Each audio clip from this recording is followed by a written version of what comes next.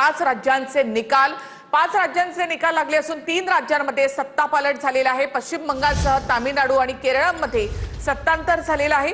भाजप पहिल्यांदाच बंगालमध्ये सत्ता स्थापन करणार आहे. केरळमध्ये काँग्रेसच्या हाती सत्ता गेली आहे, तर तामिळनाडूमध्ये नवा पक्ष थलपती विजय यांची टीव्हीके सत्तेत आली आहे.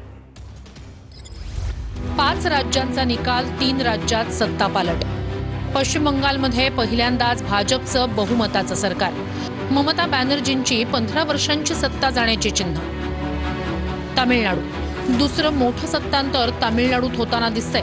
अभिनेता विजय थलपतीचा टीव्हीके सर्वात मोठा पक्ष.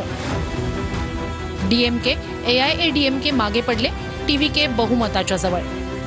तामिळनाडूत थलपतींचा विजय म्हणजे जयललितांनंतर आणखी एका अभिनेत्याचा उदय. केरळमधून डाव्यांची सत्ता गेली, काँग्रेसची एंट्री. केरळमध्ये काँग्रेस आघाडी स्पष्ट बहुमताच्याही पुढे.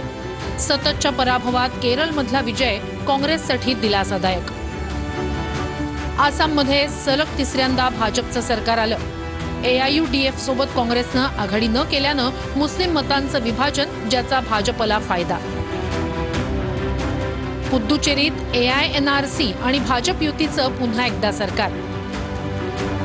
एआयएनआरसीचे मुख्यमंत्री एन रंगासामी यांच्या नेतृत्वावर पुन्हा विश्वास.